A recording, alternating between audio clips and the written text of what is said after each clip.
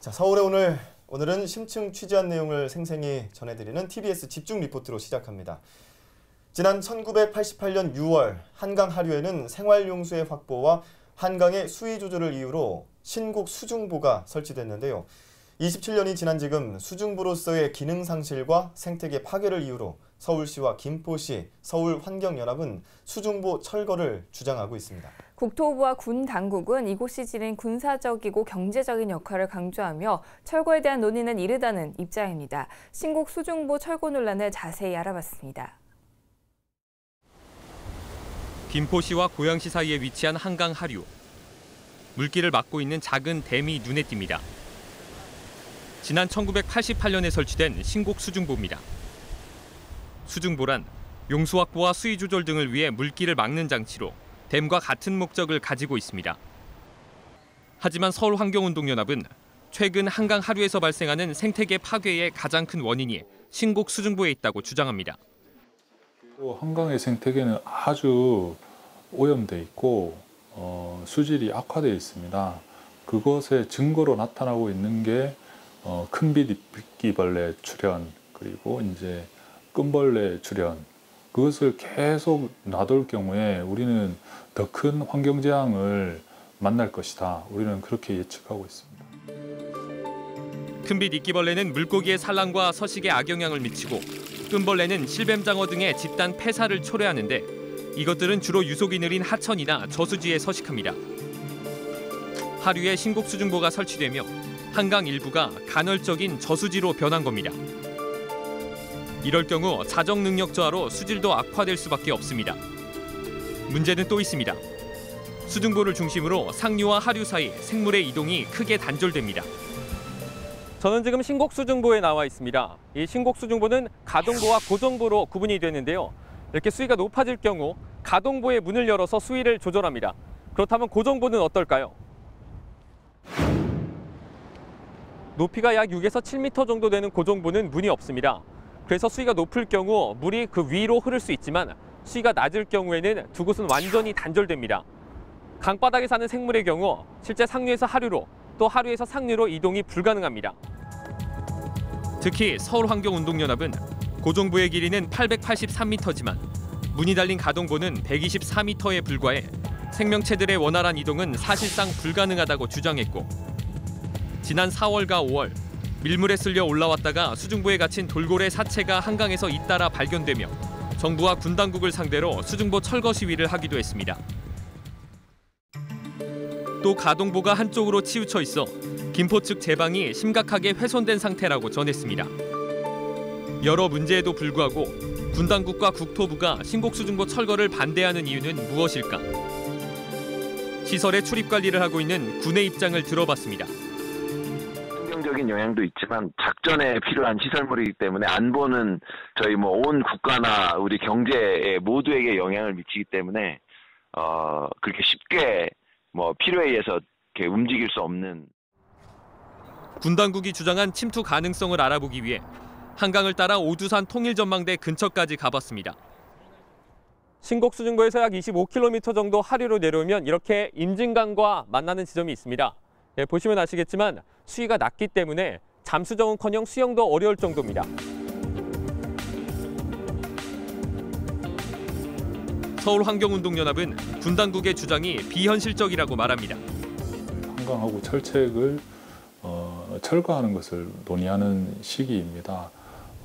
6, 70년대 과거에 반잠수정으로 침투한 사례가 있긴 하지만 지금은 각종 첨단 장비가 들어왔고 안보가 강화되어 있기 때문에 그것을 신곡 수중보라는 그런 지작물로 방어를 한다는 것은 아주 낡은 논리라고 할 수 있겠죠. 신곡 수중보의 철거권을 지닌 국토부는 한강의 수위 불균형과 농업용수 부족, 바닷물 역류 등 철거로 인한 피해가 더 크다고 주장했습니다. 하지만 전문가는 이미 잠실 수중보가 수위 조절과 용수 확보의 역할을 충분히 하고 있고 바닷물의 역류도 농사에 무리가 없는 수준이라고 반박했습니다. 담초의 보가 만들어질 때의 기능이 소멸됐거나 또는 그것이 의미가 없어졌을 경우에는 이것은 철거하는 게 가장 합리적인 판단이라는 겁니다.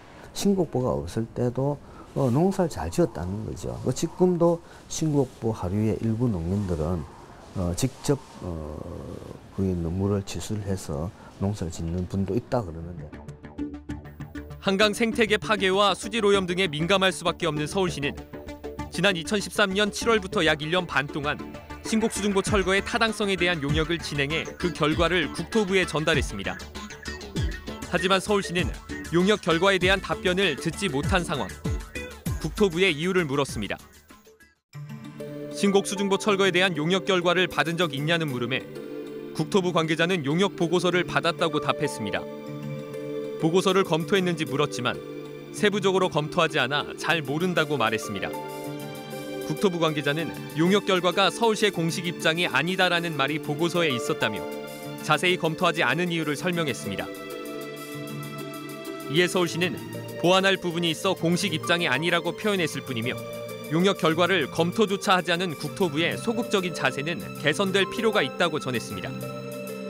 시는 또 1차 용역에서 철거가 환경적 경제적으로 유익하다는 연구 결과가 나온 상황이며 앞으로 추가 용역을 진행해 다른 측면에서의 타당성도 조사할 계획이라고 전했습니다. 지난 연구에서 이제 시민 여론이라든지 이런 사회 경제적인 영향에 대해서는 다소 미흡한 면이 있었습니다. 그래서 근본 연구를 통해서 지난 연구의 좀 더 완결성을 강조하기 위해서 추가 용역에는 서울시와 김포시, 고양시 시민들의 의견 조사와 수중보 철거가 수상교통에 미칠 영향이 포함될 예정입니다. 현재 수중 침투와 수위 유지, 용수 확보 등 철거를 반대하는 논리가 빈약한 만큼 생태계 파괴와 수질 오염을 유발하는 신곡 수중보에 대한 재조명이 필요해 보입니다. 앞으로 나올 2차 용역 결과에 따라 서울시는 신곡 수중보 철거에 대한 입장을 확정해 공표하겠다고 전했습니다. 철거의 득과 실에 대한 정부와 지방자치단체의 적극적인 논의가 시급한 때입니다. TBS 정중입니다. 네, 신곡 수중보 철거 논란에 대한 소식 전해드렸습니다. 현장을 취재한 정지훈 기자와 함께 더 자세한 이야기 나눠보겠습니다. 정 기자, 어서 오세요. 네, 안녕하세요. 네, 신곡 수중보 현재 국토교통부가 소유권을 가지고 있죠. 철거권도 가지고 있고요. 네, 맞습니다. 군 당국이 시설 출입을 일단 관리를 하고 있는데 소유권은 국토교통부, 시설 출입에 대한 관리는 군. 그러면 이게 일괄적으로 되어 있지 않은 건데 좀 비효율적이지 않을까요?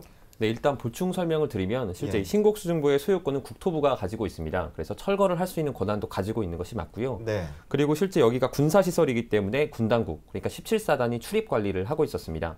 또 한 가지가 있었는데요. 바로 만약에 이 시설이 손상이 됐을 때 누군가가 의도적으로 이걸 망가뜨리지 않았을 경우에는 보통 어떤 분이 이렇게 수리를 해야 된다고 생각을 하십니까? 관할 기관이 어디일까라는 건데요. 수리에 대한 건 아무래도 국토교통부가 소유권을 가지고 있으니까 국토부가 관리하지 않을까요? 네, 저도 이제 처음에 그렇게 생각을 했는데요. 네. 실제 알고 보니까 시설의 유지 보수는 또 서울시가 가지고 있었습니다. 아, 그래요? 그리고 또 이 위치가 김포시와 고양시 사이에 있었기 때문에 실제로 신곡수중보가 철거가 됐을 때 그 영향이 김포시와 고양시에도 미친다는 건데요. 이게 네. 상당히 좀 복잡한 관계였습니다.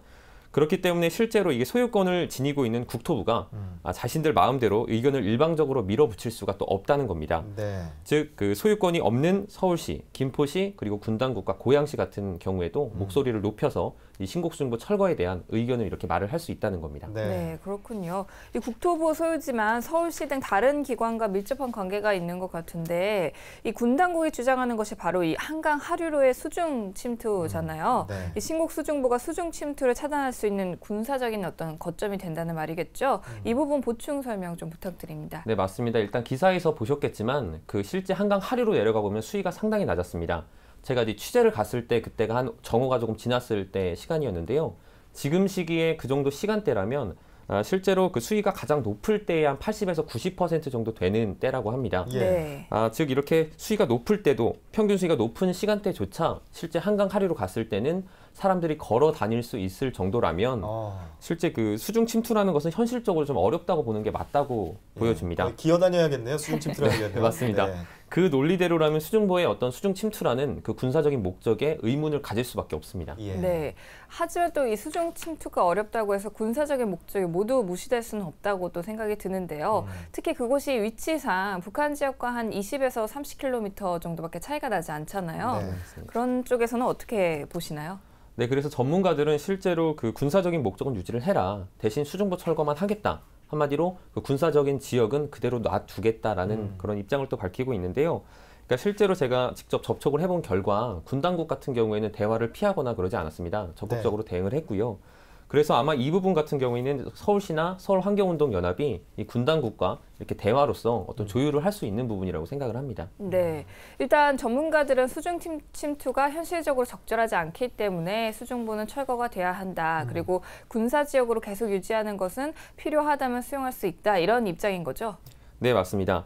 네.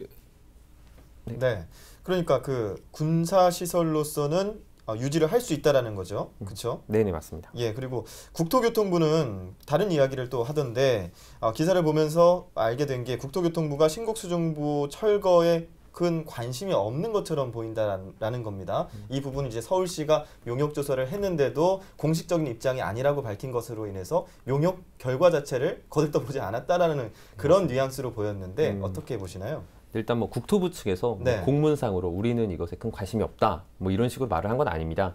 하지만 그 그간의 국토부의 행보를 보면 실제 이 국토부가 그 신곡수중보 철거에 대해 좀 이렇게 크게 적극적으로 대응하지 않고 있다는 것을 충분히 가늠할 수 있는데요. 일단 이 시설물은 국토부의 소유물입니다. 그렇기 때문에 이 철거에 대한 내용은 실제 국토부의 입김이 크게 작용을 할 수밖에 없는 게 사실인데 실제 그 주변의 시민들이나 환경단체가 이 신곡수중보 철거에 대해서 목소리를 높이고 있음에도 불구하고 실제 이 마땅히 시설의 주인인 이 국토부가 나서서 이것을 어떻게 중재하고 해결하려고 노력하지 않는다는 겁니다. 실제 안타깝게도 그 역할은 서울시가 하고 있습니다. 네, 그러면 국토부 얘기를 해보면 국토부가 일단은 주장한 사실들이 한강의 수위 조절이나 용수 확보 등 이런 부분에 대해서 환경단체가 논리적으로 비판을 하고 있죠. 네. 근데 이런 비판에 대해서도 국토부가 또 반박을 하는지 어떤 모양을 보이고 있나요? 그 국토부는 현재가 자신들이 이런 상황을 뭐 분석하고 이렇게 조사할 만한 그런 시기가 아니라고 말을 했습니다. 이 논란이 실제로 공론화되기를 바라지 않고 있는 그런 모습을 보여주었는데요. 예. 제가 좀 의문스럽다고 생각한 부분이 이런 부분이었는데 그래서 제가 관련 전문가에게 한번 물어봤습니다. 전문가의 의견입니다. 들어보시죠. 이제 국토부는 여기에 대해서 상당히 부정적인 입장을 가지고 있는데 그것은 만약에 신곡보 철거 문제가 타당성을 가지고 사회적으로 공론화되고 보철거 여론이 높아진다 그러면은 당연히 4대강에 설치되어져 있는 16개 보의 철거 문제도 당연히 나올 수밖에 없는 거거든요. 그렇군요. 그러니까 4대강 문제도 어떻게 보면은 이 신곡수중보 철거 문제하고 연결이 될 수 있기 때문에 국토교통부가 이렇게 조금 난감한 모습을 보이고 있다라는 그런 얘기인 거죠? 네, 맞습니다. 현재 국토부가 하는 사업 중에 상당히 큰 비중을 차지하고 있는 것이 댐 관리입니다. 네. 이 댐 관리인데 실제 4대강에 설치되어 있는 그 16개의 댐을 관리하는 것을 의미를 하는데요. 만약에 신곡수중보 철거가 이렇게 진행이 된다, 이렇게 공론화가 된다면 실제 4대강에 설치된 그 16개 댐에 대한 어떤 철거 관련된 어떤 공론화로 이어질 수도 있다는 겁니다. 예. 그래서 이제 한두 명의 주장만은 아니고요. 이것이 어디까지나 추정이지만 실제 논리적인 타당성이 좀 있어 보입니다. 예, 그렇군요. 자, 신곡수중보 철거를 반대하는 근거가 일단은 국토교통부의 근거가 빈약한 만큼 해명이 필요한 시기로 보이고요. 각 지방자치단체와 정부의 시급한 논의가 이어져야겠습니다. 오늘 잘 들었습니다. 네, 고맙습니다.